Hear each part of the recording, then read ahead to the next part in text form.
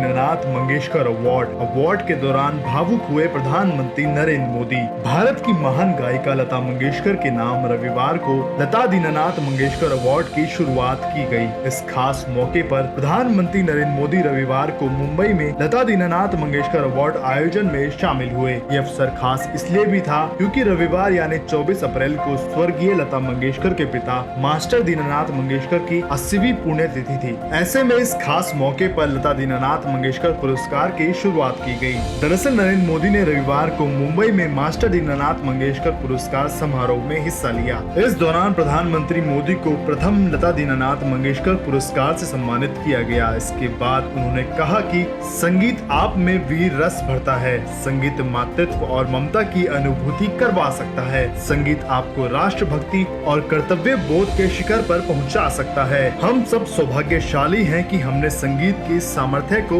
इस शक्ति को लता दीदी के रूप में साक्षात देखा है। उन्होंने कहा कि लता दीदी मेरी बड़ी बहन थी। पीढ़ियों को प्रेम और भावना का उपहार देने वाली लता दीदी की तरफ से हमेशा एक बड़ी बहन जैसा अपार प्रेम मुझे मिला है। इससे बड़ा सौभाग्य और क्या हो सकता है। कई दशक बाद ये पहली राखी का त्योहार आएगा जब दीदी नहीं होगी। आइए आपको सुनाते हैं प्रधानमंत्री मोदी ने इस अवसर पर क्या कुछ कहा। हम सब सौभाग्यशाली हैं कि हमने संगीत की इस सामर्थ्य को, इस शक्ति को लता दीदी के रूप में साक्षात देखा है। हमें अपनी आंखों से उनके दर्शन करने का सौभाग्य मिला है और मंगेशकर परिवार पीढ़ी दर पीढ़ी इस यज्ञ में अपनी आहुति देता रहा है।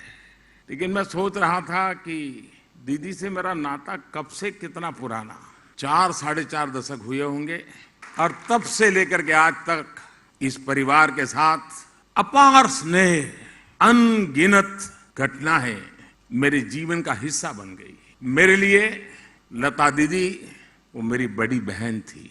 उनकी तरफ से एक बड़ी बहन जैसा अपार प्रेम मिला है। मैं समझता हूँ इससे बड़ा जीवन का सौभाग्य क्या हो सकता है। शायद बहुत दशकों के बाद ये पहला राखी का त्योहार जब आएगा, दीदी नहीं होगी, लेकिन पुरस्कार जब लता दीदी जैसी बड़ी बहन के नाम से हो, मैं इस पुरस्कार को सभी देशवासियों के लिए समर्पित करता हूँ। जिस तरह लता दीदी जन जन की थी, उसी तरह उनके नाम से मुझे दिया गया है पुरस्कार भी जन जन का है।